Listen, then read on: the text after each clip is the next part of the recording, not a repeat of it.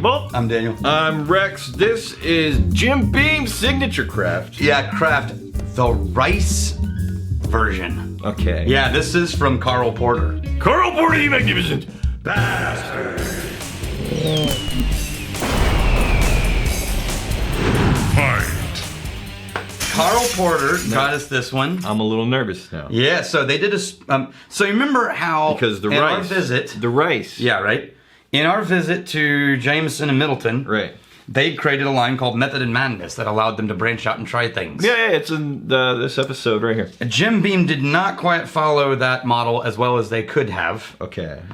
This is their experimentation label. Okay. And it's just called Jim Beam Signature Craft. No. Now, what they should have done, in my marketing opinion, is follow in the footsteps of what Jameson did with Method and Madness, is create a new line that you are 100% transparent is Jim Beam. Right. But that it's Jim Beam Craft, and it doesn't use the name Jim Beam. Right. It's so that you maintain... It's your experimental brand where you do all the crazy, ridiculous, experiments. Yeah. To see if anything turns out new and interesting and innovative. And then if it does turn out amazing, then you can fold it back into the heritage brand. Exactly. But you don't want the heritage brand to look like it's kind of schizophrenic. So right now all I can think is, it's just brown rice Jim Beam. But there may be more to it than that, and that's why I think it's not doing it as service. Well- so this is 11-year-old Kentucky bourbon where they replaced or used brown rice as one of the grains. Okay. Do you know Right. what the percentage was? Yeah, I don't know what the percentage was. So I'm squarely So in. I think they swapped the rye for rice. Okay. I'm squarely in the classic American whiskey notes right now. I am, and I feel like if there's something different in there, it's psychosomatic. Like Yeah. I'm wanting there to be something different, Right. so I might be finding something different. Like we're trying to hunt for it, and I think I am getting like a vague whisper in the back of my head of there's something there, but I'm looking at the bulk. Yeah, of what's on the nose. or if they poured it for me very without standard. telling It's us. very classic. It's very traditional, right down the center of the lane. If they poured and didn't tell us that we were supposed to be looking With- for something, with- would you know? Brown sugar, sweet tea, and oakiness on Hang the on, nose. what's the proof on that? 90? 90 proof, 45% alcohol. So- I'm getting brown sugar, sweet tea, oakiness on the nose. And that oakiness is more of like an old dusty antique type of wood. Okay, just try the nose on this. This is just a Jim Beam bonded. So smell that. Mm-hmm. And see. Now can you tell a difference? Yeah. There's a difference for sure. Okay, what is it? This is more aromatic. This has more body to the nose. Yeah, it is. There's The new one with the rice one. Yeah. Yeah, it's almost perfumey Compared to the bonded. Jim Beam bonded, yeah. And less of the bourbon mint. There's a chocolate mint note in this bonded. Yeah. And there's a vegetal note in the rice one. the rice one. It's not in the bonded. That's right. All right, let's try a sip. Yeah. A/B comparisons, Mm-hmm. right? We try and if you're really trying to differentiate flavors from one bottle to another, if you can compare A/B side by side, it really helps your brain to pick out specific notes. I'm getting more, I think, of the age in this taste than what I would guess, because I don't know what else to compare to the brown rice to, where there's nothing I know like that. So my brain has no grid for referencing brown rice as a factor. So the brown rice thing, I'm getting a really interesting flavor on the taste. I don't usually get from American whiskeys. The swimming pool air. Yeah, that sort of chlorine chemically. There's a chlorinated pool somewhere nearby. But I'm also getting a little bit more of the barrel tannins, I think, just because it's 11 years old. Yeah. And It's interesting, though. no, I like it. This is enjoyable. I do. I like wouldn't it. avoid it, and if you saw it, it would be worth trying it if you got a shot at it. It does feel a little bit more rounded and velvety than what I was expecting there. Yeah, but is that just age? This is why this is hard. Yeah. Because you really just don't know. We're up for the challenge. Ben Lujan, legend.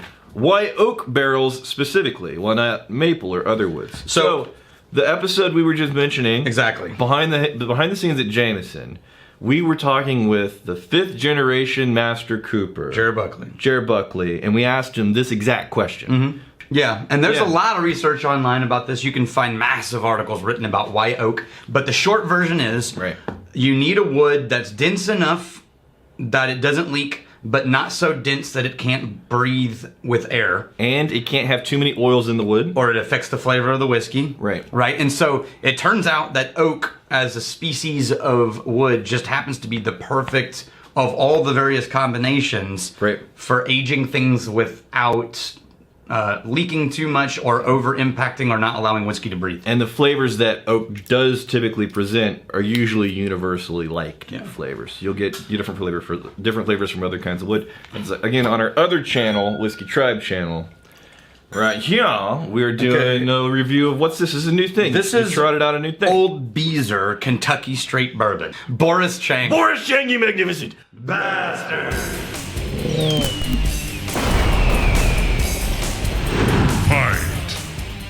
So I poured this one. This is, remember when we did the Old Medley last week? This is from the same company in California, Frank Lynn, which is Fairfield, California. And they're sourcing and crafting and creating bottle runs. And they're a non-distiller producer, an NDP. And they've got a crazy amount of alcohol brands they bring in and distribute. This is one of them that they did for somebody, who knows who. You know what I'm getting on the nose of this? What? The those candy, you know, the sweet tarts. You get them the dry, chalky ones. Yeah, I always hated those. No. Because when you bite into them, it's fruitiness mixed with that chalky, sugary, sweet tart flavor. On the nose. sweet. I really hate those candy hearts. Get in there. They're just like eating chalk. Well, it's not candy hearts. Sweet tarts. Sweet tart. Well, they're little circle those things. were better. They're circle things. They're little discs, but they got like a concave on the top and bottom. They have like a slick shell to them in bright colors. Well, right? yeah, bright colors. Yeah, and they come in little packets about the size of your pinky. Yeah. Okay. Those are better. Yeah. I'm thinking candy hearts, the dry chalky. Nah, those are always just weird and bad. No, aren't they? Yeah. Sweet tarts. There's that candy sweetness. Yeah, it's like going into a candy shop and opening a packet of hard candy. Yeah. Like even Pez. And then there's just a fruitiness mixed in there. It's 10-year-old bourbon, man. So sweet is the the direction we're driving at right now. And exactly what you would expect from the nose. Yeah. Shows up in the taste, but a little bit thinner. It's very thin for 45. I would expect a little more depth. Yeah, thinner than what I was anticipating. Now the question is who makes this and who knows. Basically it's somebody from Kentucky who's willing to sell their bourbon to Frank Lynn. So, you know, who does that? Barton? Beezer? Barton does that. Beezer does Anyway, they don't say who it is. The Beezer Belfry. You guys should age some whiskey in some Rubicon casks. I agree. The Rubicon, of all the casks, it's the most highly treasured. Yes, that's cherished, really. That's just science. Fair enough. All right, so the surprise hit for me, it was the Jim Beam, the brown rice. Yeah, I'm going back to the brown rice. I think that was the winner of this tasting. Yeah. That was, a little hesitant.